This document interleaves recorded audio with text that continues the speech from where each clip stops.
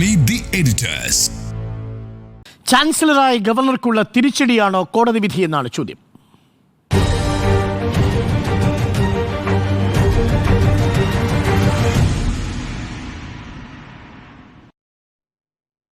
Jimmy, ഏറെക്കുറെ നമ്മൾ പ്രതീക്ഷിച്ചിരുന്നതാണ്. ഇങ്ങനെ തന്നെയായിരിക്കും വിധി വരാൻ സാധ്യതയുള്ളത്. കാരണം ഹൈക്കോടതിയുടെ സിംഗിൾ ബെഞ്ചിൻ്റെ വിധിയിലും ആ രീതിയിലാണ് കാര്യങ്ങളെന്ന് നിർദ്ദേശിച്ചിരുന്നത്. മാത്രമല്ല, വളരെ കൃത്യമായിട്ടാണ് സിംഗിൾ ബെഞ്ചിൻ്റെ വിധി വരുന്നതും. ഈ വിധിയെ മറികടക്കാൻ വേണ്ടി പിന്നീട് രാജേന്ദ്ര ആർലേക്കറാണ് ഹൈക്കോടതി ഡിവിഷൻ ബെഞ്ചിന് മുമ്പാകെ അപ്പീലുമായിട്ട് പോകുന്നത്. നിയമനം നടത്തിയതാരാണ്? ആരിഫ് മുഹമ്മദ് ഖാൻ. ആരിഫ് മുഹമ്മദ് ഖാൻ തുടങ്ങിവെച്ചു, രാജേന്ദ്ര ആർലേക്കർ അപ്പീൽ പോയി. ഇപ്പോൾ ഇതാ വിധി വന്നിരിക്കുന്നു. സിസായും പുറത്ത്, ശിവപ്രസാദും പുറത്ത്. ചുരുക്കത്തിൽ ഇത് ഗവർണർക്കേറ്റ തിരിച്ചടിയാണോ? തീർച്ചയായിട്ടും ഗവർണർക്കേറ്റ തിരിച്ചടി തന്നെയാണ്. പക്ഷേ പ്രശ്നം, ഇതൊരു യുദ്ധത്തിൻ്റെ തുടക്കമോ ഇതൊരു യുദ്ധത്തിൻ്റെ പകുതി പോലുമായിട്ടില്ല. കുറേ കാലമായി കേരളത്തിലെ യൂണിവേഴ്സിറ്റികളിൽ വൈസ് ചാൻസലർമാരും അതിൻ്റെ മുകളിലുള്ള ചാൻസലറും സർക്കാർ പലപ്പോഴും മറുവശത്തായി നടക്കുന്ന വലിയ യുദ്ധങ്ങളുടെ ഒരു ചെറിയ അംഗം മാത്രമാണ് ഇപ്പോൾ ഇവിടെ അവസാനിച്ചിരിക്കുന്നത്. ഇനിയും എത്രയോ കേസുകളും വരാൻ കിടക്കുന്നു, ഇനിയും എത്രയോ യുദ്ധങ്ങൾ വരാൻ കിടക്കുന്നു. കേരളത്തിൽ 14 യൂണിവേഴ്സിറ്റികളിൽ 12 യൂണിവേഴ്സിറ്റികളിലും താൽക്കാലിക നിയമനങ്ങളാണ്. ഈ 2 വൈസ് ചാൻസലർമാരെ മാറ്റിയാലും വീണ്ടും വരിക സംസ്ഥാന സർക്കാർ നിയോഗിക്കുന്ന പാനലിൽ നിന്നുള്ള താൽക്കാലിക വി സിമാരാണ്. താൽക്കാലിക വി സിമാരുടെ ഒരു ഘോഷയാത്ര കുറേ കാലമായുണ്ട്. അത് തുടരുക തന്നെ ചെയ്യും. എന്തുകൊണ്ടാണ് നമുക്ക് സ്ഥിരം വി സിമാരില്ലാത്തത്? സ്ഥിരം വി സിമാരില്ലാത്തത് കേരള സർക്കാർ 2 തവണ നിയമസഭ പാസ്സാക്കി അയച്ച ബില്ലുകൾ. ഒന്ന്, നേരെ വൈസ് ചാൻസലർ ഗവർണർ പ്രസിഡന്റ് അയക്കുന്നു, പ്രസിഡന്റ് അത് തള്ളിക്കളയുന്നു. വീണ്ടും ഒരു ബില്ല് അയക്കുന്നു. ആ ബില്ല് ഇപ്പോഴും രാജ്ഭവനിൽ തന്നെ സേഫായി ഇരിക്കുകയാണ്. അത് തീരുന്നതുവരെ സംസ്ഥാന സർക്കാരിൻ്റെ തീരുമാനത്തിൽ സംസ്ഥാന സർക്കാർ ഉറച്ചു നിൽക്കും. ഇത് അംഗീകരിക്കാൻ പറ്റില്ല എന്ന നിലപാടിൽ ഗവർണറായ ചാൻസലർ ഉറച്ചു നിൽക്കും. അപ്പോൾ ഈ യുദ്ധം ഉടനെ എങ്ങും തീരാൻ പോകുന്നില്ല. കേരളത്തിലെ ഉന്നത വിദ്യാഭ്യാസ മേഖലയിലെ സംഘർഷങ്ങളും അങ്ങോട്ടും ഇങ്ങോട്ടുമുള്ള അവിശ്വാസങ്ങളും. കാരണം ചാൻസലർക്ക് തീരുമാനിച്ചാൽ ഉടക്കിടാനുള്ള ഒരുപാട് കാര്യങ്ങളുണ്ട്. ചാൻസലറുടെ നോമിനിയായ വൈസ് ചാൻസലർ വിചാരിച്ചാൽ പരമാധികാരമുള്ള ഒരു പദവിയാണ്. അവിടെ നിന്നുകൊണ്ട് പല കാര്യങ്ങളും ചെയ്യാൻ പറ്റും. ഈ തർക്കങ്ങൾ നടന്നുകൊണ്ടേയിരിക്കും. പക്ഷേ താൽക്കാലിക നിയമനത്തിൻ്റെ കാര്യത്തിൽ പ്രശ്നം അവിടെ മാത്രമല്ല കേട്ടോ. കേരളത്തിൽ 66 ഗവൺമെൻറ് കോളേജുകളുണ്ട്. ഈ ഗവൺമെൻറ് കോളേജുകളിൽ 64ലും താൽക്കാലിക പ്രിൻസിപ്പൽമാർ മാത്രമാണ്. എന്താണ് കാരണം? UGC പുതിയൊരു നിയമം കൊണ്ടുവരുന്നു. UGC ആണ് ഈ കാര്യത്തിൽ ഒരു കൺകറൻറ്റ് ലിസ്റ്റാണ്. അതുകൊണ്ട് കേന്ദ്രത്തിനും പറയാം, സംസ്ഥാനത്തിനും പറയാം. UGC ഒരു നിയമം കൊണ്ടുവരുന്നു. പ്രിൻസിപ്പൽമാരുടെ നിയമനത്തിൽ പുതിയ കുറേ മാനദണ്ഡങ്ങൾ. അത് 2 വർഷം മുമ്പാണ്, 3 വർഷം മുമ്പാണ്. 15 വർഷത്തെ ടീച്ചിങ് എക്സ്പീരിയൻസ്, റിസർച്ച് പബ്ലിക്കേഷൻസ് വേണം. ഒരാളുടെയെങ്കിലും PhD ഗൈഡ് ആയിരിക്കണം, അയാൾ ഡോക്ടറേറ്റ് സമർപ്പിച്ചിരിക്കണം, ഉറപ്പായിട്ടും ഇദ്ദേഹത്തിനും PhD വേണം, മുതലായവയാണ്. ഇത് വന്നതോടുകൂടി അതിനെതിരെ വലിയ പ്രതിഷേധമാകുന്നു. അതുകൊണ്ട് കേരളത്തിലെ സർക്കാർ ഒരു കാരണവശാലും ഇത് അംഗീകരിക്കാൻ പറ്റില്ല എന്ന നിലപാടെടുക്കുന്നു. അധ്യാപക സംഘടനകൾ വരുന്നു, വലിയ പ്രശ്നങ്ങളുണ്ടാകുന്നു. അതിനുശേഷം എന്താണ് സംഭവിച്ചത്? 2 വർഷം മുമ്പ് ഒരു സെർച്ച് കമ്മിറ്റി വരുന്നു. അതിൽ PSC അംഗം കൂടിയുണ്ട്. ആ സെർച്ച് കമ്മിറ്റി 36 പേരുടെ ലിസ്റ്റ് പ്രസിദ്ധീകരിക്കുകയാണ്. ഈ 36 പേരും അവസാനം കോടതിയിൽ പോയി. കോടതിയിൽ സർക്കാർ കുറേ ന്യായങ്ങൾ പറഞ്ഞു. അവസാനം തൽക്കാലത്തേക്കെങ്കിലും ഇവരെ നിയമിക്കൂ എന്ന് പറഞ്ഞ് ഈ 36 പേരും ഇപ്പോൾ താൽക്കാലിക നിയമനത്തിലാണ് നിൽക്കുന്നത്. അപ്പോൾ ഞങ്ങൾക്കിഷ്ടമല്ലാത്ത UGC പറഞ്ഞൊരു കാര്യത്തിനകത്ത് സീനിയോറിറ്റി ഇല്ല എന്നുള്ളതാണ് സംസ്ഥാന സർക്കാരിൻ്റെ വാദം. സീനിയോറിറ്റിയാണോ വിദ്യാഭ്യാസ യോഗ്യതയാണോ എന്ന തർക്കത്തിൽ UGC പറഞ്ഞൊരു കാര്യം സീനിയോറിറ്റി അല്ല, ആ അധ്യാപകൻ്റെ വിവരവും ഇതുവരെയുള്ള ടീച്ചിങ് എക്സ്പീരിയൻസുമാണ് പ്രധാനപ്പെട്ടത് എന്ന് പറഞ്ഞെടുത്ത് അത് അംഗീകരിക്കാതെ നിൽക്കുകയാണ്. അപ്പോൾ ഇതിൻ്റെ പിന്നിൽ സത്യത്തിൽ വിദ്യാഭ്യാസ മേഖലയുടെ നന്മയ്ക്ക് വേണ്ടിയിട്ടാണ് ഈ സർക്കാരും സർക്കാരിൻ്റെ ഭാഗമുള്ള ഇടതുപക്ഷവും ന്യായങ്ങൾ പറയുന്നതെങ്കിൽ എന്തുകൊണ്ടാണ് ഇത്രയും കാലമായി 64 ഗവൺമെൻറ് കോളേജുകളിലും എന്തുകൊണ്ടാണ് സ്ഥിരമായി പ്രിൻസിപ്പൽമാർ വരാത്തത്? അതിനൊരു പ്രശ്നവുമില്ലേ? ഞാൻ പറയാൻ ശ്രമിക്കുന്നത് ആത്മാർത്ഥതയുടെ ഒരു വിഷയമുണ്ട്. ഞങ്ങളുടെ ഭാഗം ജയിക്കണം എന്നുള്ള കാര്യത്തിൽ ഒരു വിട്ടുവീഴ്ചയ്ക്കും ആരും തയ്യാറല്ല. ഇതേ മോഹൻ കുന്നുമേൽ ഇടതുമുന്നണിയുടെ വളരെ വേണ്ടപ്പെട്ട ആളായിട്ടാണ് നമ്മൾ ഈ രംഗത്തേക്ക് വരുമ്പോൾ ഈ മോഹൻ കുന്നുമേലിനെ കാണുന്നത്. മോഹൻ കുന്നുമേൽ കളം മാറുന്നു. പെട്ടെന്ന് മോഹൻ കുന്നുമേലും ഇടതുപക്ഷവും തമ്മിലുള്ള ടേംസ് തെറ്റുന്നു. അങ്ങനെ ടേംസ് തെറ്റി കളിക്കേണ്ട ഒരു കാര്യമാണോ? ഒന്ന് ആലോചിച്ച് നോക്കൂ. ഇനിയുള്ള ഞാൻ നേരത്തെ പറഞ്ഞ 12 യൂണിവേഴ്സിറ്റികളിലും ഇപ്പോൾ വിധി വന്ന യൂണിവേഴ്സിറ്റി അടക്കം ഇനിയും താൽക്കാലിക വി സിമാർ തന്നെയാണ്. അതിൻ്റെ പിന്നിൽ സംസ്ഥാന സർക്കാരും ചാൻസലറും തമ്മിൽ തെറ്റുമ്പോൾ ഇത്രയും കാലം ചാൻസലർമാർ സർക്കാർ പറയുന്നതനുസരിച്ച് തന്നെ തീരുമാനങ്ങൾ എടുക്കുമായിരുന്നു. അവിടെ നിന്ന് ചാൻസലർ സ്വന്തം രീതിയിൽ കാര്യങ്ങൾ തീരുമാനിക്കാൻ തുടങ്ങുമ്പോഴാണ് സർക്കാരിനകത്തൊരു ഒരു വിഷയം ഉന്നയിക്കുന്നത്. അതിലൊരു ന്യായമുണ്ട് എന്ന് തന്നെയാണ് ഞാൻ വിശ്വസിക്കുന്നത്. കാരണം വിദ്യാഭ്യാസത്തിൽ തിരഞ്ഞെടുക്കപ്പെട്ട ഒരു സർക്കാരിന് പറയാൻ കാര്യങ്ങളുണ്ട്, ഞങ്ങൾക്ക് ചെയ്യാൻ കാര്യങ്ങളുണ്ട്. അത് ന്യായമാണ്. അങ്ങനെ ആദ്യത്തെ ലിസ്റ്റിലേക്ക് പോകുമ്പോൾ ആദ്യം കൊടുത്ത ബില്ലിൽ ഗവർണർ മുകളിൽ രാഷ്ട്രപതിക്ക് അയച്ച രാഷ്ട്രപതി തള്ളിക്കളഞ്ഞ ബില്ലിൽ എങ്ങനെയാണ് വൈസ് ചാൻസലർ തിരഞ്ഞെടുക്കുന്നത് എന്നുള്ളതായിരുന്നു ഇതിനകത്തെ $1 മില്യൺ ക്വസ്റ്റ്യൻ. വൈസ് ചാൻസലറാണല്ലോ എല്ലാവർക്കും വേണ്ടത്. അപ്പോൾ 3 പേരുടെ സെർച്ച് കമ്മിറ്റി ആയിരുന്നു അന്നുണ്ടായിരുന്നത്. ആ 3 പേരുടെ സെർച്ച് കമ്മിറ്റിയിൽ ആദ്യത്തേത് UGC പ്രതിനിധി, യൂണിവേഴ്സിറ്റി സിൻഡിക്കേറ്റിൻ്റെ പ്രതിനിധി, ഗവർണറുടെ പ്രതിനിധി. ഈ വിഷയം വന്നു. അത് 5 ആക്കി മാറ്റിക്കൊണ്ട്, അതായത് ഹയർ എഡ്യൂക്കേഷൻ കൗൺസിലിൽ നിന്ന് 2 പേരെ കൂടെ ചേർത്ത് അത് 5 ആക്കി മാറ്റിയാണ് മുകളിലേക്ക് ഈ ബില്ല് പോയത്. അങ്ങനെ ആകുമ്പോൾ ഒരു കാരണവശാലും സർക്കാരിനെ ഭൂരിപക്ഷം കിട്ടുകയുള്ളൂ, ഗവർണർക്ക് ഭൂരിപക്ഷം കിട്ടില്ല. അതായിരുന്നു പ്ലാൻ. അത് മുകളിലേക്ക് പോകുന്നു. യൂണിവേഴ്സിറ്റി അത് രാഷ്ട്രപതി ആ ബില്ല് തള്ളിക്കളയുന്നു. എപ്പോൾ ആ ബില്ലില്ല. അത് കഴിഞ്ഞ് യൂണിവേഴ്സിറ്റി നോംസ് മാറ്റുന്നു. യൂണിവേഴ്സിറ്റി നോംസ് മാറ്റിയിട്ട് യൂണിവേഴ്സിറ്റി പറഞ്ഞു ഇനി മുതൽ രാജ്യവ്യാപകമായി സെർച്ച് കമ്മിറ്റിയിൽ 3 അംഗങ്ങളെ പാടുള്ളൂ. പഴയത് തന്നെ, നേരത്തെ കേരളത്തിലൊക്കെ ഉണ്ടായിരുന്നു തന്നെ.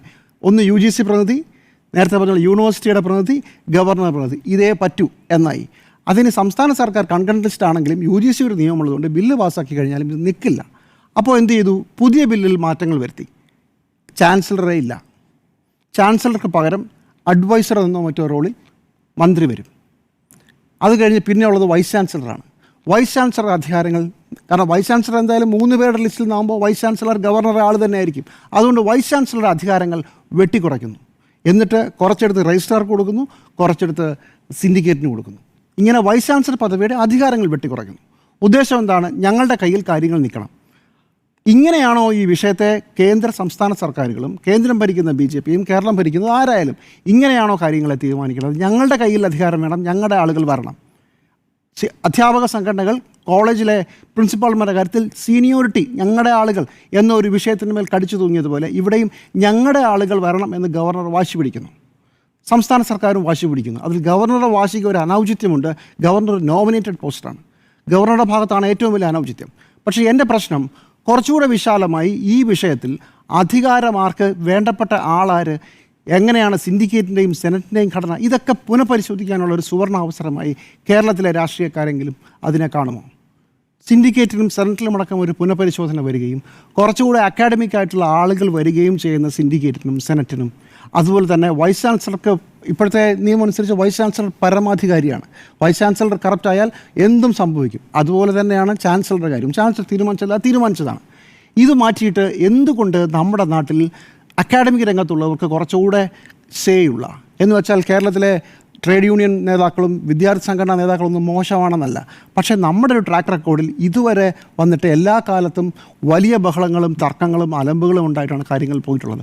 അത് മാറി എന്തുകൊണ്ട് അക്കാഡമിക് മേഖലയിലുള്ളവർക്ക് കൂടി പങ്കുള്ള, കുറച്ചുകൂടി കാര്യങ്ങളെ വിദ്യാർത്ഥികളുടെ ഒരു കാഴ്ചപ്പാടിൽ നിന്ന് കാണുന്ന, ഇപ്പോൾ നേരത്തെ ഞാൻ പറഞ്ഞതുപോലെ കേരളത്തിലെ UGCയുടെ പുതിയ നിയമം അനുസരിച്ച് കേരളത്തിലെ അധ്യാപകർ കോളേജ് പ്രിൻസിപ്പൽമാരാവണമെങ്കിൽ അവർക്ക് 15 വർഷത്തെ ടീച്ചിങ് എക്സ്പീരിയൻസ് വേണം. അത് പറ്റില്ല എന്ന് പറയുന്നത് ഇല്ലോജിക്കാണ് എന്നത് പറയുന്നത് പോലെയാണ് ചാൻസലർ പറഞ്ഞത്. ഞാൻ തീരുമാനിക്കും, എനിക്ക് ഇഷ്ടപ്പെട്ട ഏതെങ്കിലും ഒരു RSകാരനോ RSൻ്റെ ചായയുള്ള ആളെയോ ഞാൻ തീരുമാനിക്കുന്നു. ഇത് രണ്ടും പ്രശ്നമാണെന്നേ. ഈ രണ്ടിലും ഈ രാഷ്ട്രീയ പാർട്ടികൾ ശ്രമിക്കുന്നത് എങ്ങനെ ഞങ്ങൾക്ക് വേണ്ടപ്പെട്ട ആളെ തിരികെ കയറ്റാം എന്നുള്ളതാണ്. ചെരുപ്പിനനുസരിച്ച് കാല് വെട്ടുക എന്ന് പറഞ്ഞ പരിപാടിയാണ് നടന്നുകൊണ്ടിരിക്കുന്നത്.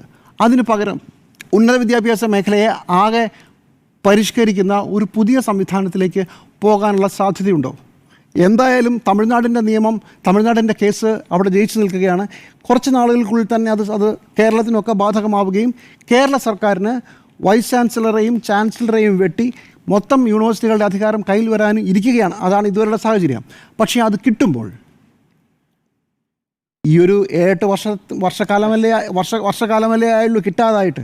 അതിനു മുമ്പ് നിങ്ങളുടെയൊക്കെ കയ്യിൽ കിട്ടിയപ്പോൾ അത് LDF ആയാലും UDF ആയാലും എങ്ങനെയാണോ ഇത് കുളമാക്കിയത്, അതാവാതിരിക്കാൻ, അമിതാധികാരം ആരുടെയും കയ്യിൽ വരാതിരിക്കാൻ, ഏതെങ്കിലും ഒരു രാഷ്ട്രീയ പാർട്ടിക്ക് സ്വാധീനമുണ്ടെങ്കിൽ ആരെയും നിയമിക്കാനും ആരെയും പുറത്താക്കാനുമുള്ള അധികാരമില്ലാതിരിക്കുന്ന പുതിയൊരു സംവിധാനത്തെക്കുറിച്ച് ആലോചിക്കുമോ? അതാണ് ചോദ്യം. എന്നുള്ളതാണ് പ്രധാനപ്പെട്ട ചോദ്യം. ആൻഡ്രൂ, സിംഗിൾ ബെഞ്ചിൻ്റെ വിധി വന്നപ്പോൾ തന്നെ നമുക്കറിയാം ഡിവിഷൻ ബെഞ്ചിലും ഇത് തന്നെയാണ് വരാൻ സാധ്യതയുള്ളത്. കാരണം നിലവിലുള്ള ചട്ടങ്ങളുടെ നഗ്നമായ ലംഘനമാണ് ചെയ്തിരിക്കുന്നത്. പക്ഷേ രാജ്യാന്തര അതിലേക്ക് പോവുകയാണ്. ഇപ്പോൾ ഉന്നത വിദ്യാഭ്യാസ മേഖലയിൽ കണ്ടുകൊണ്ടിരിക്കുന്നത് കേരള യൂണിവേഴ്സിറ്റിയിലാണെങ്കിൽ സിൻഡിക്കേറ്റ് വക രജിസ്ട്രാർ, VC വക രജിസ്ട്രാർ എന്നിങ്ങനെ ഇരട്ട രജിസ്ട്രാർമാരും ഒരു ഫയൽ പോലും അനങ്ങുന്നില്ല. 2700ഓളം ഫയലുകൾ അവിടെ ഇങ്ങനെ സ്തംഭിച്ച് കിടക്കുകയാണ്. ഇതാണ് അവസ്ഥ. ഗവർണർക്കുള്ള തിരിച്ചടിയാണോ? ഗവർണർക്കുള്ള തിരിച്ചടിയാണെന്നുള്ള കാര്യത്തിൽ സംശയമൊന്നുമില്ല. ജനങ്ങളെ കുട്ടികളെ സംബന്ധിച്ചിടത്തോളം അവരുടെ ഭാവി വെച്ചിട്ട് കളിയാണ് ഗവർണർ കളിക്കുന്നത് എന്നുള്ളതാണ്. 2700-500 സർട്ടിഫിക്കറ്റാണ് സൈൻ ചെയ്ത് കൊടുക്കാത്തത്. ഈ സർട്ടിഫിക്കറ്റ് കിട്ടിയിട്ട് പിള്ളേർക്ക് അടുത്ത കാര്യങ്ങളുമായി മുന്നോട്ട് പോകാൻ വേണ്ടിയിട്ട് അത് സൈൻ ചെയ്യാതിരിക്കുകയാണ് അവിടെ. അപ്പോൾ ചോദിക്കുകയാണ് എന്തുകൊണ്ടാണ് അങ്ങോട്ട് VC എന്തുകൊണ്ട് പിന്നെ സർവകലാശാലയിലേക്ക് വരുന്നില്ല എന്ന് ചോദിക്കുന്ന സമയത്ത് അവിടെ വന്നാൽ എൻ്റെ കാല് വെട്ടും, എൻ്റെ കാല് വെട്ടിയ പോലീസ് നിങ്ങളുടെ കാല് വെട്ടും എന്നാണ് പറയുന്നത്. ആരാണ് പറയുന്നത്? VC ആണ് പറയുന്നത്. കേരളത്തെ സംബന്ധിച്ചിടത്തോളം കേരളത്തിലെ ഒരു വിദ്യാഭ്യാസ സംവിധാനം ഇത്രയധികം വളരാനുള്ള കാരണമെന്ന് പറയുന്നത് തക്കതായ സമയങ്ങളിൽ തക്കതായ സർക്കാരുകളുടെ തക്കതായ തീരുമാനങ്ങൾ കൊണ്ടാണ്. ആ തക്കതായ തീരുമാനം എടുക്കുന്നതിലാണ് ഇപ്പോൾ പറഞ്ഞ VC എന്ന് പറയുന്ന ആൾ, ചാൻസലർ എന്ന് പറയുന്ന ആൾ നിലപാടെടുക്കുന്നത്. ഗവർണറെ സംബന്ധിച്ചിടത്തോളം രാഷ്ട്രീയം കളിക്കേണ്ട ഒരു വേദിയല്ല കേരളത്തിലെ സർവകലാശാലകൾ എന്നുള്ളതാണ് സത്യം. കേരളത്തിലെ RSSകാരെ തിരികെ കയറ്റുകയും BJPക്കാരെ തിരികെ കയറ്റുകയും ചെയ്യുന്നതാണ്. അതിനൊരു ഉദാഹരണം ഞാൻ പറയും. ഇപ്പം നമ്മുടെ കാലിക്കറ്റ് VC ഉണ്ടായിരുന്നല്ലോ അബ്ദുൾ സലാം, അദ്ദേഹം BJPൻ്റെ സ്ഥാനാർത്ഥിയായി മത്സരിച്ചു, അറിഞ്ഞില്ലേ? മനസ്സിലായോ? അതാണ് മോഹൻ കുന്നുമ്മലിനെ ഭാവിയിലെ സ്ഥാനാർത്ഥി എന്ന് പറയുന്നത് കേരളത്തിലെ ഏതെങ്കിലും ഒരു മണ്ഡലത്തിൽ സ്ഥാനാർത്ഥിയായി കാണാം നമുക്ക്. പക്ഷേ എന്താണ് സംഭവം? അതുവരെ കേരളത്തിലെ വിദ്യാർത്ഥികളുടെ അവസ്ഥ എന്ന് പറയുന്നത് ദയനീയമാണ്. കേരളത്തിലെ നിയമസഭയ്ക്ക് നിയമമുണ്ട്. ആ നിയമം എന്താണെന്നറിയോ? VC എന്ന് പറഞ്ഞാൽ എന്താണ്? ചാൻസലർ പ്രസിഡന്റ് അതിന് വേണ്ടി തീരുമാനം എടുത്തില്ല. ഇപ്പോൾ സുപ്രീം കോടതിയിൽ ഇരിക്കുകയാണ്. ഞങ്ങളെ സംബന്ധിച്ചിടത്തോളം, കേരളത്തിലെ ജനങ്ങളെ സംബന്ധിച്ചിടത്തോളം, നിയമസഭയെ സംബന്ധിച്ചിടത്തോളം, വിദ്യാർത്ഥികളെ സംബന്ധിച്ചിടത്തോളം ചാൻസലർ മാറ്റിക്കഴിഞ്ഞിട്ടുണ്ട്. ആ മാറ്റിക്കഴിഞ്ഞത് എന്തുകൊണ്ടാണ്? ഒരു ഒപ്പിൻ്റെ കുറവേ ഉള്ളൂ. ആ ഒപ്പിൻ്റെ കുറവിന് വേണ്ടി വെയിറ്റ് ചെയ്യുകയാണ്. ഇപ്പോൾ തമിഴ്നാട്ടിൽ ജിമ്മി സാർ നേരത്തെ പറഞ്ഞ പോലെ തമിഴ്നാട്ടിലെ ഗവർണർക്ക് ബില്ലുകൾ തടഞ്ഞു വെക്കുന്ന നിയമപ്രകാരം 2 മാസം കയ്യിൽ വെക്കാൻ പറ്റുള്ളൂ. 2 മാസം കഴിഞ്ഞാലുണ്ടല്ലോ ആ സാധനം സാധുവാകുന്ന തീരുമാനം കേരളത്തിൽ ബാധകമാണെന്നാണ് ഇന്നും കൂടെ സുപ്രീം കോടതിയിൽ പറഞ്ഞിരിക്കുന്നത്, അല്ലേ? അപ്പോൾ ആകെ 2 കേസാണ് സുപ്രീം കോടതിയിലുള്ളത്. കേരളത്തിലെ മുഴുവൻ 12 ബില്ലുകൾ ഡിവിഷൻ ബെഞ്ചിൻ്റെ കീഴിലാണ്. അതിന് മേലെ തീരുമാനം എടുക്കുക.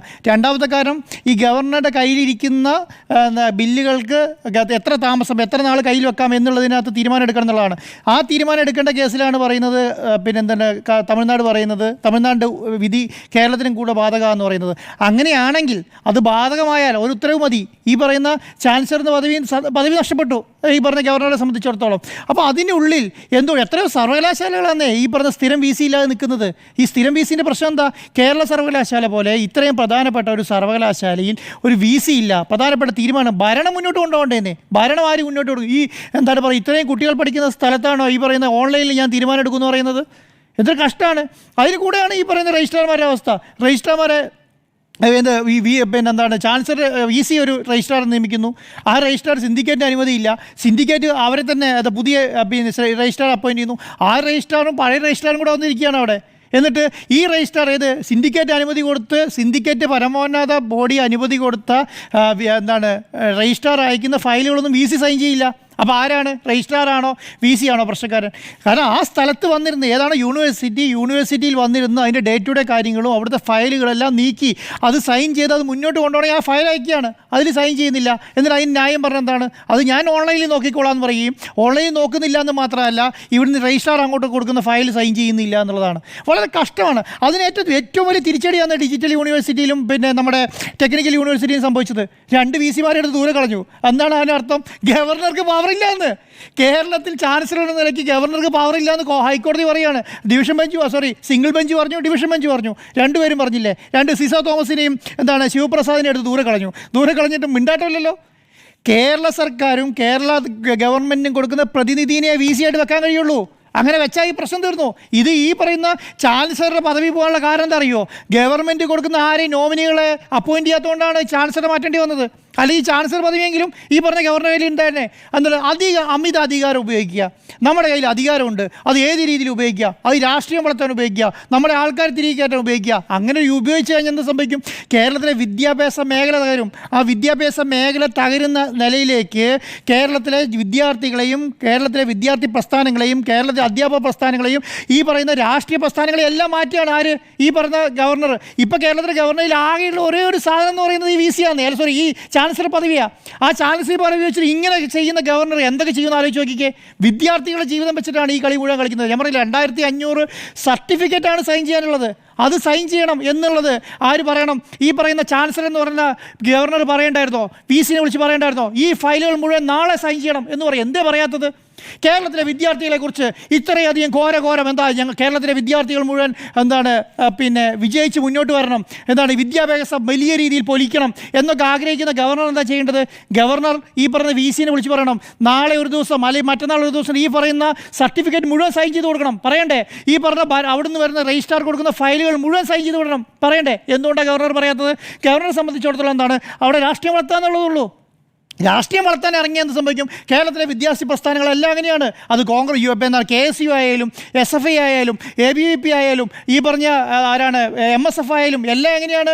അവരെല്ലാം ആ രാഷ്ട്രീയത്തിലെ അരാഷ്ട്രീയത്തിനെതിരെ അവർക്കെതിരെ എന്താണ് കേരളത്തിലെ കലാലയങ്ങളിലെ അവരുടെ വിദ്യാഭ്യാസവുമായി ബന്ധപ്പെട്ട കാര്യങ്ങൾക്കെതിരെ നടപടി സ്വീകരിച്ചു വന്ന് ശക്തമായി പ്രതിഷേധിക്കും. SFI അതാണ് ചെയ്തുകൊണ്ടിരിക്കുന്നത്. SFI എന്തിനാണ് സർവകലാശാലയിൽ സമരം നടത്തുന്നതെന്ന് ചോദിച്ചാൽ അവിടെ അങ്ങനെ രാഷ്ട്രീയം വളർത്താൻ പറ്റില്ല. അങ്ങനെ തോന്നുന്നവർക്ക് ഗവർണറാണെന്ന് വിചാരിച്ചിട്ട് ഫയലുകൾ മുഴുവൻ നിർത്തിവെക്കുകയും ഭരണസ്തംഭനം ഉണ്ടായി അതിനൊക്കെ മറുപടി അറിയാൻ മിണ്ടാതിരിക്കണം എന്നാണോ? അങ്ങനെയല്ലല്ലോ. അവിടുത്തെ സംബന്ധിച്ചിടത്തോളം കേരളത്തെ സംബന്ധിച്ചിടത്തോളം എന്താണ്? കേരളത്തെ സംബന്ധിച്ചിടത്തോളം വർഷങ്ങൾ കൊണ്ട് നേടിയെടുത്താണ് ഈ ഒരു വിദ്യാർത്ഥികളെ സംബന്ധിച്ചിടത്തോളം ഇവിടുത്തെ ഒരു എഡ്യൂക്കേഷൻ മേഖല എന്ന് പറയുന്നത്. അത് ഒരു ദിവസം 2 ദിവസം കൊണ്ട് ഒരു ഗവർണർ വന്നുകൊണ്ടല്ല. ആരിഫ് മുഹമ്മദ് ഖാൻ വന്നിട്ട് പോയിട്ട് എന്താ സംഭവിച്ചത്? ഒന്നും സംഭവിച്ചില്ല. ഈ പറഞ്ഞ കുറേ കുട്ടികളുടെ പേരിൽ കേസ് വന്നു അല്ലേ? എന്തിനു സംഭവിച്ചോ? അദ്ദേഹം അപ്പോയിൻ്റ് ചെയ്ത VC-മാരൊക്കെ ഇപ്പോൾ എവിടെ? ഇപ്പം എല്ലാം തട്ടിപ്പുറത്ത് കയറി. കാരണം ഒരാൾ പോലും ഇപ്പം ഇല്ല. മനസ്സിലായില്ലേ? ഇപ്പോഴത്തെ സംബന്ധിച്ചിടത്തോളം കേരളത്തിലെ സർവകലാശാലയിൽ ഭരണ പ്രതിസന്ധിയാണ്. ആ പ്രതിസന്ധി മാറ്റാൻ മുൻകൈ എടുക്കേണ്ട ആളുടെ പേര് ചാൻസലർ എന്നാണ്, ഗവർണർ എന്നാണ്. സൈൻ ചെയ്യാൻ പറയണമെന്നേ. വിദ്യാഭ്യാസ മേഖല ഡെവലപ്പ് ചെയ്യണം എന്ന് ആഗ്രഹിക്കുന്നവരെ സൈൻ ചെയ്യാൻ പറയണം. അല്ലെങ്കിൽ എന്താ ചെയ്യേണ്ടത്? ഇവിടുന്ന് നിയമസഭ പാസ്സാക്കിയ ബില്ലുണ്ടല്ലോ, അതിൽ സൈൻ ചെയ്ത് കൊടുത്തിട്ട് ഞാനില്ല ഈ പണിക്ക് തോന്നി ഇറങ്ങിപ്പോണം. അതാണ് ചെയ്യേണ്ടത്. അത് കഴിക്കാനുള്ള തൻ്റെ ഈ സംവിധാനത്തിലുണ്ടെങ്കിൽ നമുക്ക് പറയാം ഇതിങ്ങനെയാണ്. അല്ലെങ്കിൽ പിന്നെ നമ്മളതൊന്നും പറഞ്ഞിട്ട് കാര്യമില്ല. നമുക്കൊരു ഇടവേള കൂടി വേണം. ഇടവേളയ്ക്ക് ശേഷം തിരിച്ചു വരാം. Welcome back. ചാൻസലറായ ഗവർണർക്കുള്ള തിരിച്ചടിയോ എന്നാണ് ചോദ്യം. സുജയ, തിരിച്ചടിയല്ലേ? ഗവർണർ ആരിഫ് മുഹമ്മദ് ഖാൻ ചാൻസലർ എന്ന നിലയിൽ സിസ തോമസിനെയും ശിവപ്രസാദിനെയും നിയമിക്കുന്നു. ഈ 2 സർവകലാശാലകളുടെയും താൽക്കാലിക VC എന്ന നിലയിൽ അവരെ 2 പേരെയും എടുത്തു കളഞ്ഞുകൊണ്ട് സിംഗിൾ ബെഞ്ച് വിധി, ഇപ്പോൾ ഡിവിഷൻ ബെഞ്ച് വിധി അത് ശരിവച്ചിരിക്കുന്നു. ഡിവിഷൻ ബെഞ്ചിലേക്ക് അപ്പീലുമായി പോവുകയാണ് ചെയ്തത്. ആ അപ്പീൽ തള്ളുന്നു. സ്വാഭാവികമായും കോടതി വിധി അനുകൂലമാകുമ്പോൾ അതിനെ അംഗീകരിക്കുകയും എതിരാകുമ്പോൾ കോടതിയെ തന്നെ എതിർത്ത് പറയുകയും ചെയ്യുന്ന ഒരു ശീലമില്ലാത്തത് കൊണ്ട് ഞാൻ ഈ കോടതി വിധിയെ അംഗീകരിക്കുകയാണ്. കാരണം കോടതി വിധിയെ മാനിക്കുക, പരമോന്നത നീതിപീഠം മുതൽ ഇങ്ങോട്ടുള്ള കോടതികൾ എടുക്കുന്ന തീരുമാനങ്ങളെ അത് ചോദ്യം ചെയ്യാനായിട്ടുള്ള സാഹചര്യം സുപ്രീം കോടതിയിലുണ്ട്. പക്ഷേ ഗവർണർ അങ്ങനെ പോകുന്നില്ല എന്നതാണ് ഞാൻ മനസ്സിലാക്കുന്നത്. ചാൻസലറായ ഗവർണർ സുപ്രീം കോടതിയിലേക്ക് നിയമ പോരാട്ടവുമായി പോകാനുള്ള സാധ്യത കുറവാണ്. ഇവിടെ താൽക്കാലിക VC നിയമനം, ഈ താൽക്കാലിക VC എന്ന് പറയുന്നത് ഒരു സ്ഥിരം സംവിധാനമല്ല. 6 മാസം മാത്രമാണത് വേണ്ടതെന്ന് കോടതി പറയുമ്പോൾ എന്തുകൊണ്ട് കേരളത്തിലെ സർവകലാശാലകളിൽ സ്ഥിരം VC ഉണ്ടാകുന്നില്ല എന്ന ചോദ്യം അവിടെ നിൽക്കുകയാണ്. അപ്പോൾ ഈ സാഹചര്യത്തിലേക്ക് കൊണ്ടുവന്നത് ആരാണ് എന്ന ചോദ്യം കൂടിയുണ്ട്. അത് രാജേന്ദ്ര വിശ്വനാഥ് അർലേക്കറോ ആരിഫ് മുഹമ്മദ് ഖാനോ കൊണ്ടുവന്ന ഒരു സാഹചര്യമാണ് എന്ന് സ്ഥാപിക്കുന്ന രീതിയിലാണ് കാര്യങ്ങൾ ഒക്കെ ഇവിടെ വിശദീകരിച്ചുകൊണ്ടിരിക്കുന്നത്. ഇവിടെ ഈ ചാൻസലറുടെ അധികാരം വെട്ടിക്കുറയ്ക്കുന്ന അല്ലെങ്കിൽ ഗവർണറുടെ അധികാരം ചാൻസലർ എന്ന നിലയിൽ ഇല്ലാതാക്കുന്ന ഒരു നിയമമാണല്ലോ കൊണ്ടുവരാനായി ബില്ലായി കൊണ്ടുവരുന്നു, ബില്ല് പാസ്സാക്കുന്നു. പക്ഷേ അതിൻ്റെ കാര്യത്തിലും ഒരു ഡെഡ് ലോക്ക് നിൽക്കുകയാണ്. അക്കാര്യത്തിലും ഒരു അന്തിമ തീരുമാനത്തിലേക്ക് എത്താൻ സാധിച്ചിട്ടില്ല എന്നതാണ് നമ്മുടെ മുന്നിലുള്ള വസ്തുത. കാരണം പോരാടി എന്നാൽ പൂർണ്ണമായും ലക്ഷ്യത്തിലേക്ക് എത്താൻ സാധിക്കാത്ത സാഹചര്യത്തിലാണ് സംസ്ഥാന സർക്കാർ നിൽക്കുന്നത്. അപ്പോഴാണ് ഹൈക്കോടതി ഡിവിഷൻ ബെഞ്ചിൽ നിന്ന് ഈ അപ്പീൽ തള്ളിക്കൊണ്ടുള്ള ഉത്തരവ് വരുന്നത്. ഇവിടെ പറയുന്ന പ്രധാനപ്പെട്ട കാര്യം താൽക്കാലിക VC-മാരുടെ കാലാവധി 6 മാസത്തിൽ അധികരിക്കരുത്. VC-മാർക്ക് സർവകലാശാലകളിൽ സുപ്രധാന പങ്കാണ്. അതുകൊണ്ട് തന്നെ അവർ ഈ സർവകലാശാലയുടെ താല്പര്യം, നേരത്തെ ആൻഡ്രൂ സർ സൂചിപ്പിച്ചതുപോലെ വിദ്യാർത്ഥികൾ, സർവകലാശാല എന്ന് പറഞ്ഞു കഴിഞ്ഞാൽ അവിടെ വിദ്യാർത്ഥികളുടെ താല്പര്യമാണ്. അതായത് വിദ്യാർത്ഥികൾക്ക് പഠിച്ച് കൃത്യസമയത്ത് അവരുടെ പരീക്ഷകൾ, അതിൻ്റെ ഫലം അതെല്ലാം പൂർത്തീകരിച്ച് ആ സ്റ്റിപ്പുലേറ്റഡ് ടൈം പീരീഡിനുള്ളിൽ കോഴ്സ് പൂർത്തീകരിച്ച് ഇറങ്ങാൻ സാധിക്കുന്നുണ്ടോ? ഇന്ന് സർവകലാശാലകളിൽ സംഭവിച്ചുകൊണ്ടിരിക്കുന്നത് എന്താണ്? ഉത്തരക്കടലാസ് വഴിയിൽ കൊണ്ട് കളയുന്ന അധ്യാപകനുണ്ട്. പരീക്ഷാ ഫലം 1-ാം സെമസ്റ്ററിൻ്റെ ഫലം 3-ാം സെമസ്റ്ററിൻ്റെ പരീക്ഷ എഴുതുമ്പോൾ വരുന്ന സാഹചര്യമുണ്ട്. അങ്ങനെ പല ക്രമക്കേടുകൾ നടക്കുന്ന സർവകലാശാലകളാണ് കേരളത്തിലെ സർവകലാശാലകൾ. എല്ലാം കൃത്യസമയത്ത് നടത്തിക്കൊണ്ട് പോകുന്നില്ല എന്നതൊരു വസ്തുതയാണ്. യഥാർത്ഥത്തിൽ അതിലേക്കൊക്കെയാണ് നമ്മുടെ ശ്രദ്ധ പോകേണ്ടത്. ഇവിടെ ഒരു ചക്കളത്തി പോരാണ് യഥാർത്ഥത്തിൽ നടന്നുകൊണ്ടിരിക്കുന്നത്. VC-യും ഗവർണറും ഒരു ഭാഗത്ത്, സിൻഡിക്കേറ്റ് മറുഭാഗത്ത്, എന്നിട്ട് രജിസ്ട്രാറുടെ നിയമനത്തിലടക്കം ശരിക്കും പറഞ്ഞു കഴിഞ്ഞിട്ടുണ്ടെങ്കിൽ നമ്മൾ പരിഹാസ്യമാവുകയാണ് ചെയ്യുന്നത്. ഇങ്ങനെയുള്ള കാര്യങ്ങൾക്കായി, അതായത് നോൺ ഇഷ്യൂസിനായിട്ടാണ് കൂടുതൽ ടൈം ഇപ്പോൾ സർക്കാരായാലും സ്പെൻഡ് ചെയ്തുകൊണ്ടിരിക്കുന്നത്. പ്രധാനപ്പെട്ട കാതലായ വിഷയങ്ങളിലേക്ക് വരുന്നില്ല. യഥാർത്ഥത്തിൽ വിദ്യാർത്ഥികളുടെ താല്പര്യം സംരക്ഷിക്കാൻ സർക്കാരിനോ അല്ലെങ്കിൽ ചാൻസലറായ ഗവർണർക്കോ താല്പര്യമുണ്ടോ എന്ന് ചോദിച്ചാൽ അങ്ങനെ ഒരു താല്പര്യം പൊതുജനം നോക്കുമ്പോൾ കാണുന്നില്ല. അവർ തമ്മിലുള്ള പോരാട്ടത്തിൽ വിജയിക്കാനാണ് ശ്രമിക്കുന്നത്. അല്ലാതെ വിദ്യാർത്ഥികളുടെയോ അധ്യാപകരുടെയോ അവരുടെ ഒരു താല്പര്യം സംരക്ഷിക്കുന്ന രീതിയിലുള്ള ഒരു തീരുമാനത്തിലേക്കോ അല്ലെങ്കിൽ നടപടികളിലേക്കോ പോകുന്നില്ല എന്നതാണ് ഈ കഴിഞ്ഞ ഒരു 7-8 മാസത്തെ കാലയളവിലെ കാര്യങ്ങൾ മാത്രം നമ്മൾ എടുത്തു നോക്കിക്കഴിഞ്ഞാൽ കാണാൻ സാധിക്കുക. കാരണം ഈ താൽക്കാലിക വി സി നിയമനം നടക്കുന്നത് കഴിഞ്ഞ നവംബറിലാണ്, കോടതിയിലേക്ക് പോകുന്നത് കഴിഞ്ഞ നവംബറിലാണ്. ഈ നിയമനത്തിന് ശേഷം ഉടനെ അത് കോടതി കയറുകയാണ്. ഇപ്പോൾ അവരുടെ കാലാവധി തീരുമ്പോഴും ഈ കേസും കോടതിയും കൂട്ടവുമായി നടക്കുന്നതല്ലാതെ സർവകലാശാലകളിൽ കാര്യമായി എന്തെങ്കിലും സംഭവിക്കുന്നുണ്ടോ എന്ന് ചോദിച്ചാൽ ഒന്നും സംഭവിക്കുന്നില്ല. അത് നോക്കാൻ ആർക്കാണ് നേരമെന്ന് ചോദിച്ചാൽ ഈ ഉന്നത വിദ്യാഭ്യാസ മന്ത്രിക്ക് പോലും അതിലല്ല ഫോക്കസ്. ഇവിടെ ചാൻസലറായ ഗവർണറെ തോൽപ്പിക്കുക, അയാൾക്കെതിരായ പ്രതികരണങ്ങൾ നടത്തുക എന്നതിനപ്പുറം വിദ്യാർത്ഥികളുടെ താല്പര്യം സംരക്ഷിക്കുന്നതിലേക്ക് ഒരു നീക്കം രണ്ടിടത്തൊന്നും കാണുന്നില്ല. ഞാൻ ഏതെങ്കിലും ഒരു ഭാഗത്തെയല്ല പറയുന്നത്, വിദ്യാർത്ഥികളുടെ താല്പര്യം സംരക്ഷിക്കപ്പെടുന്നില്ല എന്നത് ഒരു വസ്തുതയാണ്. അപ്പോൾ വി സി സ്ഥാനം, സ്ഥിരം വി സിയുടെ ഒരു സ്ഥാനം അത് ഒഴിഞ്ഞു കിടക്കുന്നത് അത് ഏത് സർവകലാശാലയ്ക്കായാലും നല്ലതല്ല. പ്രധാന അധ്യാപകരുടെ കാര്യം എടുത്തു നോക്കൂ, അക്കാര്യത്തിലും ഇതുപോലെ തന്നെയാണ് സംഭവിക്കുന്നത്. എങ്ങനെയൊക്കെയോ നടന്നു പോവുകയാണ് നമ്മുടെ കുട്ടികളുടെ വിദ്യാഭ്യാസം. ഈ കാലയളവിൽ പഠിച്ചുകൊണ്ടിരിക്കുന്ന വിദ്യാർത്ഥികളെ കുറിച്ച് എന്താണ് ചിന്തിക്കാത്തത്? ഇപ്പോൾ സമരം ചെയ്യുന്ന സംഘടനകൾ അവരായാലും ഈ വി സിക്കെതിരെ മുദ്രാവാക്യം വിളിക്കുന്നു. എന്നാൽ തങ്ങൾക്ക് പഠിക്കാൻ സാധിക്കുന്നില്ല, തങ്ങളുടെ കോഴ്സ് പൂർത്തിയാക്കാൻ സാധിക്കുന്നില്ല എന്ന് പറഞ്ഞുകൊണ്ട് എത്ര സമരങ്ങൾ ഈ വിദ്യാർത്ഥി സംഘടനകൾ നടത്തുന്നുണ്ട്? ഏതെങ്കിലും സമരങ്ങൾ ആ രീതിയിൽ നടക്കുന്നുണ്ടോ? RSSകാരനായ ഗവർണർക്കെതിരെ സമരം, മുദ്രാവാക്യം വിളി, അതുപോലെ തന്നെ സംഘിയാണ് വൈസ് ചാൻസലർ എന്ന് പറഞ്ഞുകൊണ്ട് വൈസ് ചാൻസലർക്കെതിരായ മുദ്രാവാക്യം വിളി, അതിനെ ചെറുക്കുന്നതിനായി ഇപ്പുറത്തു നിന്ന് മറ്റ് ഒരു തരത്തിൽ ഗവർണറെ അനുകൂലിക്കുന്ന വിഭാഗങ്ങളുടെ പ്രകടനം, അതാണ് നമ്മൾ കണ്ടുകൊണ്ടിരിക്കുന്നത്. ഇവിടെ നിയമിച്ച നടപടി നിയമപരമല്ല എന്നാണ് കോടതി കണ്ടെത്തിയിരിക്കുന്നത്. അത് ശരിയാണ്, കോടതി കണ്ടെത്തിയിരിക്കുന്നത് ഈ താൽക്കാലിക വി സി നിയമനം നിയമപരമല്ല, നിയമപരമായിട്ടല്ല നടന്നത് എന്നതാണ് കണ്ടെത്തിയിരിക്കുന്നത്. 2024 നടത്തിയ ആ നിയമനത്തിൽ മെയ് 27 കാലാവധി പൂർത്തിയാവുകയും ചെയ്തു. ഇനിയിപ്പോൾ സർക്കാർ അടിയന്തരമായി, ഞാൻ മനസ്സിലാക്കുന്ന അനുസരിച്ച് ഇന്നു മുതൽ ഈ ഡിവിഷൻ ബെഞ്ച് അപ്പീൽ തള്ളിയതോടെ ഈ താൽക്കാലിക നിയമനത്തിലേക്ക് പോകേണ്ടത് ഈ ഇന്നത്തെ ദിവസം മുതൽ പോകണം. കാരണം രണ്ടിടത്തും താൽക്കാലിക വി സി പോലും ഇല്ലാതായിരിക്കുകയാണ്. മറ്റിടങ്ങളിലൊക്കെ താൽക്കാലിക വി സി സംവിധാനമെങ്കിലും ഉണ്ടെങ്കിൽ ഇവിടെ താൽക്കാലിക വി സി പോലും ഇല്ലാത്ത സാഹചര്യമാണ് 2 സർവകലാശാലകളിൽ നിലനിൽക്കുന്നത്. അപ്പോൾ അക്കാര്യത്തിൽ സർക്കാർ ഒരു പാനൽ നൽകണം. ആ പാനലിനെ കുറിച്ച് സർക്കാർ ഇതുവരെ ഒന്നും കാര്യമായി പറഞ്ഞു കേട്ടില്ല. ഉടൻ നൽകും എന്നതാണ് നമ്മൾ മനസ്സിലാക്കുന്നത്. അപ്പോൾ ആ പാനലിൽ ആരൊക്കെയാണ്? ആ പാനലിൽ നിന്ന് ഇനി തെരഞ്ഞെടുക്കുന്ന കാര്യത്തിൽ എങ്ങനെയായിരിക്കും കാര്യങ്ങൾ പോവുക? അതിന് ഏത് മാർഗരേഖയാണ് അടിസ്ഥാനമാക്കുക? അതാണല്ലോ ഇനിയുള്ള വിഷയം. ഇവിടെ ഒറ്റ കാര്യമേ ഉള്ളൂ, സർവകലാശാലകളുടെ ഒരു അന്തസ് ഉയർത്തിപ്പിടിക്കുന്ന തരത്തിലേക്ക് ഇനിയെങ്കിലും പ്രവർത്തനം മാറണം. കാരണം ഇത്രയും കാലമൊക്കെ ജനം ഇതെല്ലാം സഹിച്ചു. ചുമ്മാതല്ല കുട്ടികളൊക്കെ ഇവിടെ പഠിക്കാതെ മറ്റ് വിദേശ സർവകലാശാലകളിലേക്ക് പുറത്തേക്ക് പോകുന്നത്. കാരണം ഇവിടെ ഈ അടി തീർന്നിട്ട് അവർക്ക് എപ്പോഴാണ് പഠിച്ചു പാസ്സായി സർട്ടിഫിക്കറ്റും ഒക്കെ കയ്യിൽ കിട്ടുക? ഈ കാലതാമസം ഉണ്ടാകുന്നത് അത് വിദ്യാർത്ഥികളെ തന്നെ ഈ സർവകലാശാലകളിൽ അഡ്മിഷൻ എടുക്കണോ എന്ന ഒരു തോന്നൽ അവരിലേക്ക് കൊണ്ടുവരുന്നുണ്ട് എന്നതൊരു വസ്തുതയാണ്. കേരളത്തിന്റെ ഉന്നത വിദ്യാഭ്യാസ രംഗം മെച്ചപ്പെടണമെങ്കിൽ ഇങ്ങനെയുള്ള പോര്, അത് ഏത് രാഷ്ട്രീയ പാർട്ടിയിൽപ്പെട്ടവരായാലും അത് അവസാനിപ്പിക്കുകയാണ് വേണ്ടത്. ഇവിടെ ഇക്കഴിഞ്ഞ ജനുവരിയിലാണ് UGCയുടെ കരട് മാർഗരേഖ പുറത്തു വന്നത്, അത് കരട് ചട്ടങ്ങൾ പുറത്തു വന്നത്. അതിൽ വൈസ് ചാൻസലർ നിയമനത്തിലുള്ള സെർച്ച് കമ്മിറ്റി അധ്യക്ഷനെ ചാൻസലറായ ഗവർണർ നിർദ്ദേശിക്കുമെന്നത് തന്നെയാണ് അതിൻ്റെ ആദ്യത്തെ വാചകമായി പറയുന്നത്. 2ാമത്തെ അംഗത്തെ UGC ചെയർമാൻ നാമനിർദ്ദേശം ചെയ്യുന്നു. അതുപോലെ തന്നെ syndicate, senate, executive council, board of management എന്നിങ്ങനെയുള്ള സമിതികൾക്ക് 3ാമത്തെ അംഗത്തെ നിർദ്ദേശിക്കാം. ഇവിടെ ഈ കേന്ദ്ര സംസ്ഥാന സർവകലാശാലകൾക്കെല്ലാം ബാധകമായ ചട്ടം എന്നാണ് UGC ഇക്കാര്യത്തിൽ പറയുന്നത്. സുപ്രീം കോടതിയിലേക്ക് ഗവർണർ പോകാത്തതിന്റെ കാരണവും ഈ പുതുക്കിയ മാർഗരേഖയാണ് എന്നതാണ് ഞാൻ മനസ്സിലാക്കുന്നത്. കാരണം 2018 UGC മാനദണ്ഡങ്ങൾ, അതിൽ മാറ്റം വരികയാണ് ഈ പുതുക്കിയ മാർഗരേഖയോടുകൂടി. അപ്പോൾ അതിൽ സ്ഥിരം നിയമന മാനദണ്ഡങ്ങളിലായാലും അപ്പോൾ ഗവർണറുമായുള്ള പോരാട്ടത്തിൽ കേരളത്തിന്റെ സംസ്ഥാന സർക്കാരിന്റെ വഴി അടയ്ക്കുന്ന ഒരു മാർഗരേഖയാണോ ഇത് എന്ന് നമ്മൾ ആലോചിക്കേണ്ടിയിരിക്കുന്നു. കാരണം VC നിയമനത്തിൽ ബാഹ്യ ഇടപെടൽ പാടില്ല, വൈസ് ചാൻസലറാണ് നിയമനാധികാരി. അത് കണ്ണൂർ കേസിൽ ഗോപിനാഥ് രവീന്ദ്രന്റെ പുനർനിയമനവുമായി ബന്ധപ്പെട്ട കേസിൽ സുപ്രീം കോടതി വ്യക്തമാക്കിയതാണ്. ഈ പുതിയ UGC മാർഗരേഖ എടുത്തു നോക്കുമ്പോൾ അതിനെ സാധൂകരിക്കുന്ന, ആ വിധിയെ സാധൂകരിക്കുന്ന രീതിയിലാണ് ഈ മാർഗരേഖ വന്നിരിക്കുന്നത്. അപ്പോൾ നമ്മൾ ആരിഫ് മുഹമ്മദ് ഖാന്റെ കാലം കൂടി ചേർക്കുകയാണെങ്കിൽ 3-3.5 വർഷമായി സർക്കാർ ഗവർണർ പോര് ഈ വിഷയത്തിൽ നടക്കുകയാണ്. അപ്പോൾ അതിന് തിരശ്ശീല ഇടുന്നതാണോ ഈ മാർഗരേഖ എന്നതാണ് ഇനി അറിയേണ്ടത്. കാരണം ഈ മുൻ ഗവർണർ ആരിഫ് മുഹമ്മദ് ഖാൻ സ്വന്തം നിലയിൽ താൽക്കാലിക VC മാരെ നിയമിച്ചതോടുകൂടിയാണ് ഈ തർക്കം ഇത്രയും മുറുകുന്നത്. സ്ഥിരം VC യെ നിയമിക്കാൻ അന്ന് സാധിക്കുന്നുമില്ല.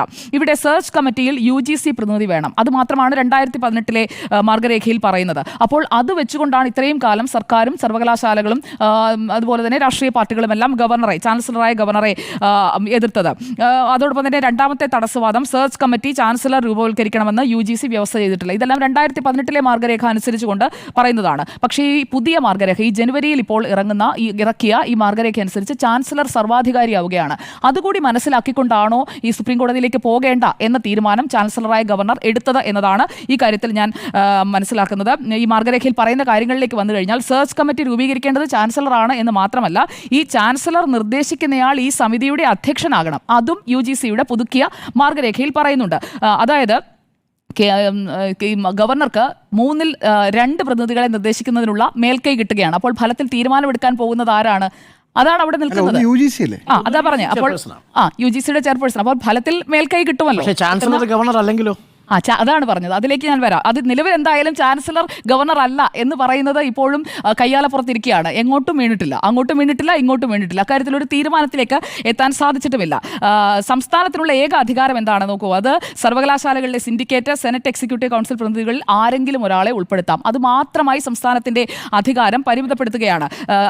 മറ്റ് രണ്ട് പ്രതിനിധികളും കേന്ദ്രത്തിന് അഡ്വാൻറ്റേജ് കിട്ടുന്ന പൊസിഷനിലാണ് നിൽക്കുന്നത് എന്നുള്ളത് നിങ്ങളിപ്പോൾ പറഞ്ഞു കഴിഞ്ഞല്ലോ. അപ്പോൾ ഈ നിയമ നിർമ്മാണത്തിലേക്ക് പോകുമ്പോൾ അത് നിയമമാകണം. ബില്ല് പാസ്സാക്കിയതുകൊണ്ട് കാര്യമില്ല, അത് നിയമമായി മാറണം. നിയമമായി മാറാത്ത ഒരു സാഹചര്യമാണ് എന്നത് താങ്കൾക്കും ബോധ്യമുള്ളതാണല്ലോ. അപ്പോൾ എന്താണ് സംഭവിക്കാൻ പോകുന്നത്? ഈ പുതിയ മാർഗരേഖയുടെ അടിസ്ഥാനത്തിലായിരിക്കും VC നിയമനം. ആ VC നിയമനത്തിലേക്ക് വരുമ്പോൾ ചാൻസലർ ഉദ്ദേശിച്ച വഴിക്ക് തന്നെ കാര്യങ്ങൾ വരും. ആ ഒരു ആത്മവിശ്വാസത്തിലാണ് അദ്ദേഹം ഇരിക്കുന്നത് എന്നതാണ് ഞാൻ മനസ്സിലാക്കുന്നത്. ഇക്കാര്യത്തിൽ എൻ്റെ ടേക്ക് ഇത്ര മാത്രമേ ഉള്ളൂ. ഇവിടെ കോടതിയിൽ നേരിട്ട തിരിച്ചടിയിൽ നിന്ന് ഇനിയിപ്പോൾ സുപ്രീം കോടതിയിലേക്ക് പോയി സമയം കളയാതെ ഇക്കാര്യത്തിൽ ഒരു നിയമനത്തിലേക്ക് കിടക്കുക. സർക്കാർ ഒരു ചാൻസലർമാരെ നിയമിക്കുന്നില്ല. താൽക്കാലിക നിയമനത്തിന് ഇതൊന്നുമില്ല. താൽക്കാലിക നിയമനത്തിന് ഞാൻ പറയാം, കരാർ നിയമനത്തിലുള്ള അത് 6 മാസത്തേക്കാണ്. സ്ഥിരം നിയമന മാനദണ്ഡങ്ങൾ ബാധകമാണ്. അധ്യാപക നിയമനത്തിന്റെ കാര്യമടക്കം, കരാർ അധ്യാപക നിയമനം അടക്കമുള്ള കാര്യങ്ങൾ പറയുന്നുണ്ട്. കേന്ദ്ര വിദ്യാഭ്യാസ മന്ത്രി ധർമ്മേന്ദ്ര പ്രധാനാണ് ഈ ചട്ടങ്ങൾ പുറത്തിറക്കിയത്. ഇതിൽ UGC അക്കാദമി വിദഗ്ധരുടെ അഭിപ്രായം തേടിയിട്ടുണ്ട്. അപ്പോൾ ഈ മാർഗരേഖ ഇതാണ് ഇനിയിപ്പോൾ ചർച്ചയാകാൻ പോകുന്നതെന്നാണ് ഞാൻ മനസ്സിലാക്കുന്നത്.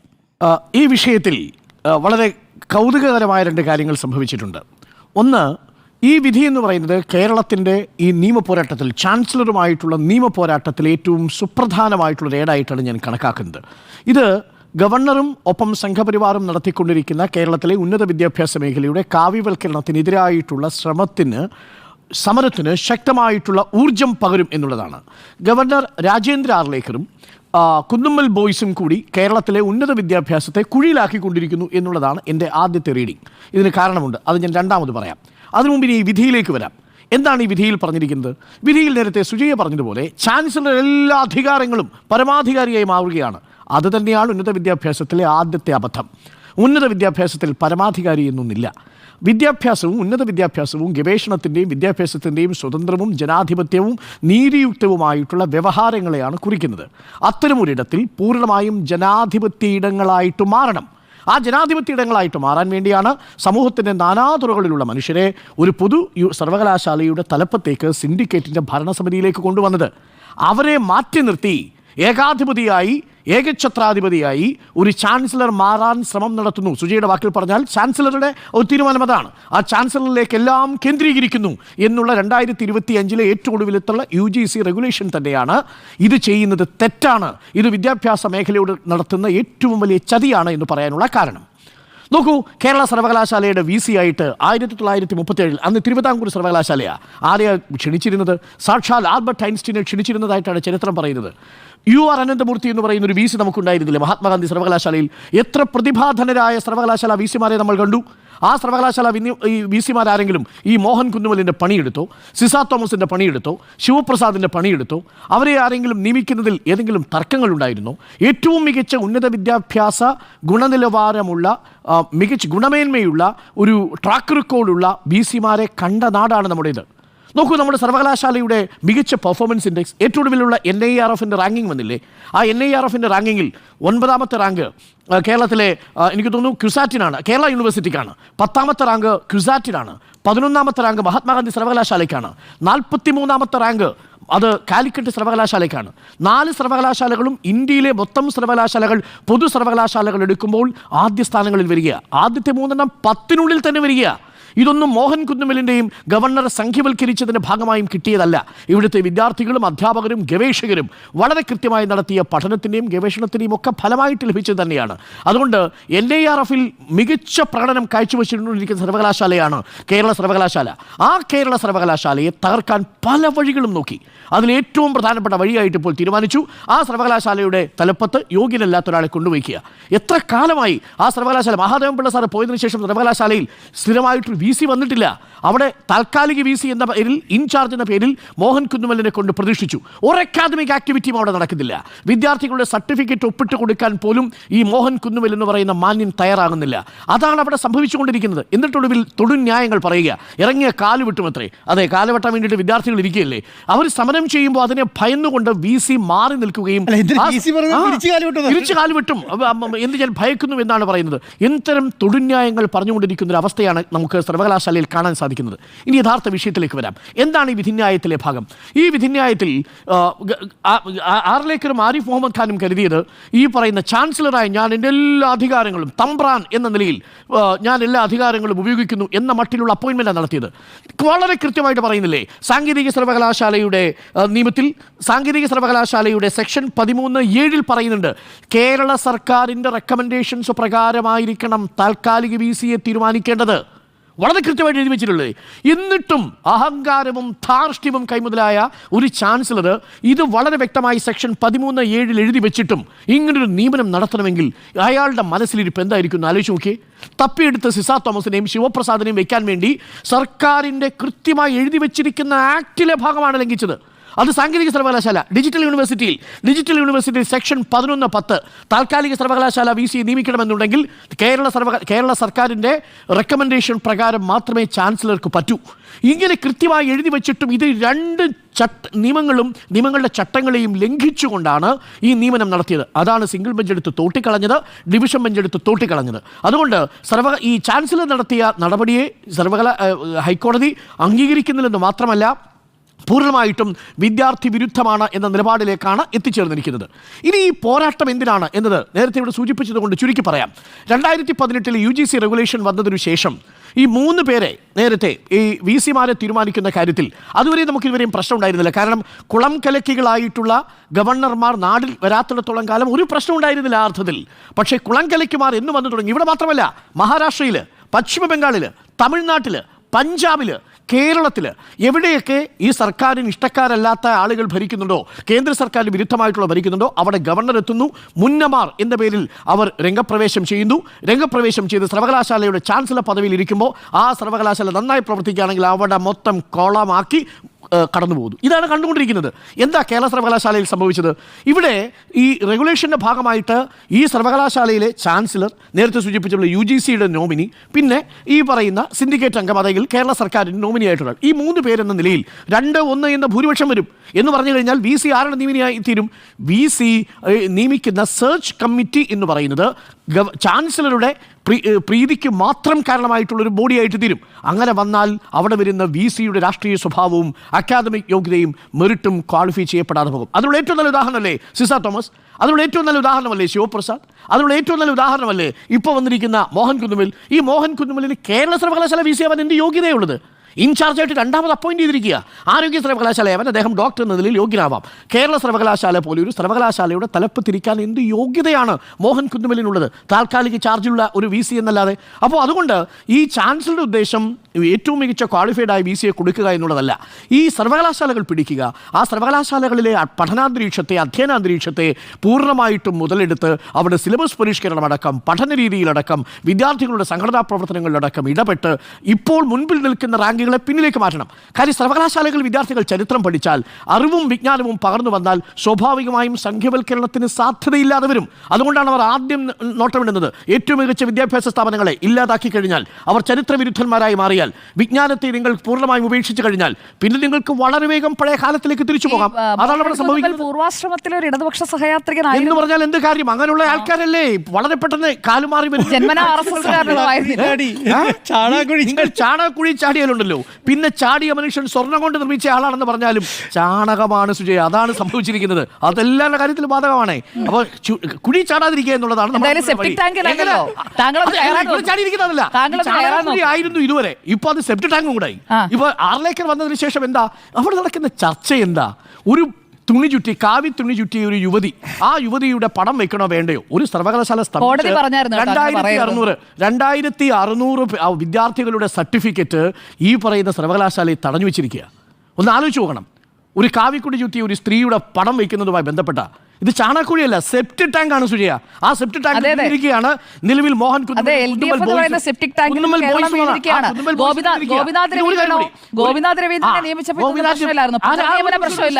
ഗോപിനാഥ് രവീന്ദ്രനെ കുറിച്ച് സുജയ്ക്ക് എന്തറിയാം? ഇന്ത്യ കണ്ട ഏറ്റവും മികച്ച ചരിത്രകാരനാണ് ഈ പറയുന്ന ICHR-ന്റെ കൂടി ചുമതലയുണ്ടായിരുന്ന ഈ ഗോപിനാഥ് രവീന്ദ്രൻ. ആ ഗോപിനാഥ് രവീന്ദ്രനോട് കിടപിടിക്കാൻ പറ്റിയൊരു ചരിത്രകാരൻ കേരളത്തിലുണ്ടോ സുജയ? ഏറ്റവും മികച്ച ആളെയല്ലേ വി സി ആയിട്ട് അപ്പോയിന്റ് ചെയ്തത്? പ്രായത്തിന്റെ പേരിലല്ലേ നിങ്ങൾ ഇടങ്കാലിട്ടത്? എന്നിട്ട് ആ വി സിയെ ഗവർണർ ഇവിടുന്ന് കടന്നുപോയ ആരിഫ് മുഹമ്മദ് ഖാൻ ഉണ്ടല്ലോ, വിളിച്ച പേരെന്താണെന്നറിയാമോ? ക്രിമിനൽ എന്നാണ് വിളിച്ചത്. ക്രിമിനൽ എന്ന്. ആരെ വിളിച്ചു? എന്ത് യോഗ്യത ആരിഫ് മുഹമ്മദ് ഖാൻ ഉള്ളത്? 7-8 പാർട്ടി മാറി വന്ന് അവസരവാദിയായിട്ട് വന്ന ഈ ആരിഫ് മുഹമ്മദ് ഖാൻ എന്ത് അവകാശമാണ്, എന്ത് അധികാരമാണുള്ളത് ഒരു ചരിത്രാധ്യാപകനും ഗവേഷകനുമായ ഈ പറയുന്ന ഗോവിന്ദ രവീന്ദ്രനെ ക്രിമിനൽ എന്ന് വിളിക്കാൻ? അതുകൊണ്ടാണ് ഞാൻ പറഞ്ഞത്, ഇത് ചാണകമല്ല, സെപ്റ്റിക് ടാങ്കാണ്. ഇവിടെയുള്ള ചാൻസലർമാർ ആ നിലയിലെ കഥപതിച്ചു പോയി എന്നുള്ളതാണ്. അതിനെ മറികടക്കാൻ വേണ്ടി നമ്മുടെ സംസ്ഥാന സർക്കാർ ഉണ്ടാക്കിയ നിയമം, ആ നിയമവും എടുത്ത് കക്ഷത്ത് വെച്ചിട്ട് ഈ ചാൻസലർ സർവകലാശാലയുടെ അടിസ്ഥാന വേരിളക്കം നടത്തിക്കൊണ്ടിരിക്കുന്ന ശ്രമമാണ്. അതും ഇപ്പോൾ മുൻപന്തിയിൽ നിൽക്കുന്ന 9, 10, 11 റാങ്കുകളിൽ നിൽക്കുന്ന നമ്മുടെ സർവകലാശാലയുടെ അക്കാദമിക് അന്തരീക്ഷത്തെ ബാധിക്കും. ഇവിടെ പഠിച്ചുകൊണ്ടിരിക്കുന്ന വിദ്യാർത്ഥികളെ അത് ബാധിക്കും എന്ന കാര്യത്തിൽ ഒരു സംശയവുമില്ല. അതുകൊണ്ട് എത്രയും പെട്ടെന്ന് ഇന്നത്തെ വിധിയിൽ പറയുന്നത് പോലെ വിദ്യാർത്ഥികളുടെ നന്മയെ കരുതി ഈ പോരാട്ടത്തിൽ നിന്ന് ചാൻസലർ പിന്മാറുക എന്നുള്ളതാണ്. അതിൽ വി സി ഈ കാര്യത്തിൽ വിദ്യാർത്ഥികൾക്ക് അനുകൂലമായി നിലപാടെടുക്കുക എന്നുള്ളതാണ് നമ്മുടെ മുൻപിലുള്ള ഏക മാർഗം എന്ന് പറയുന്നത്. ഒരു കാര്യം കൂടി ഞാൻ പറയാം. ഇങ്ങനെ പറയുമ്പോഴും ഈ 13 സർവകലാശാലകളിൽ 12 സർവകലാശാലകളിലും വി സി ഇല്ലാതെ പോകുന്നതിന് ചാൻസലറെ നമുക്ക് കുറ്റം പറയാം. പക്ഷേ നേരത്തെ ജിമ്മി സൂചിപ്പിച്ചതുപോലെ 66 സർക്കാർ കോളേജുകളിൽ, പല സർക്കാർ കോളേജുകളിലും പ്രിൻസിപ്പൽമാരില്ലാത്തതിന് കാരണം എന്ത് എന്നത് അന്വേഷിച്ചു പോകുമ്പോഴാണ് അവിടെയും നടക്കുന്നത് എന്താണ് എന്നുള്ളതിനെ കുറിച്ചുള്ള കൃത്യമായ ബോധ്യം നമുക്കുണ്ടാവണം. സർവകലാശാലകളുടെ ക്വാളിറ്റി പോലെ തന്നെ പ്രധാനപ്പെട്ടതാണ് സർക്കാർ കോളേജുകളുടെ ഗുണനിലവാരവും എന്നതും ഒരിക്കൽ കൂടി ഓർമ്മിക്കണം. അതുകൊണ്ട് ഒരു തരത്തിലും രാഷ്ട്രീയ മാനദണ്ഡങ്ങളുടെ പേരിൽ ക്വാളിഫിക്കേഷൻ, യോഗ്യത നിശ്ചയിക്കപ്പെടാനോ കോംപ്രമൈസ് ചെയ്യപ്പെടാനോ പാടുള്ളതല്ല. അത് സർവകലാശാലകളെ, കോളേജുകളെയൊക്കെ ബാധിക്കും എന്നുള്ളതാണ്. നമ്മുടെ കുട്ടികൾ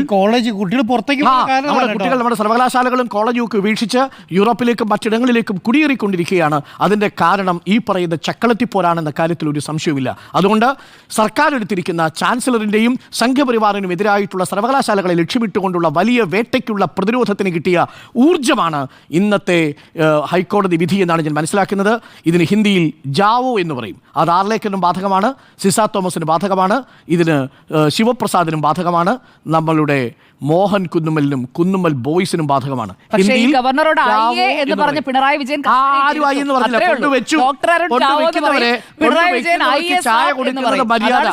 കൊണ്ടുവയ്ക്കുന്നവർക്ക് ചായ കൊടുക്കുന്ന മര്യാദ, ആ ചായയിൽ നിങ്ങൾ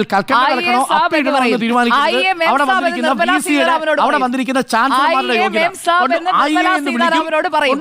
ചായയിൽ എന്ത് തീരുമാനിക്കുന്നത് ചാൻസലർ യോഗ്യത. നല്ല ചായ കൊടുത്ത് ക്ഷണിച്ചു. അതിനകത്ത് എന്താ കാണിച്ചു വെച്ചിരിക്കുന്നത് നാട്ടുകാർ കണ്ടോണ്ടിരിക്കുകയാണ്. ടാങ്കായി മാറിക്കൊണ്ടിരിക്കുകയാണ് ആ ഉന്നത പദവി. നാണക്കേടാണെന്നേ സുജയ, നാണക്കേടാണ്. അപ്പോൾ ഹിന്ദിയിൽ ജാവോ എന്ന് പറയും. അതാണ് വിധിയുടെ അന്തസത്ത. നമുക്കിനി വിധിയിലേക്ക് എത്തിയാൽ ചാൻസലറായ ഗവർണർക്കുള്ള തിരിച്ചടിയോ എന്നാണ് ചോദ്യം. 4 പേരുടെ അഭിപ്രായം തിരിച്ചടിയാണ് എന്ന് തന്നെയാണ്.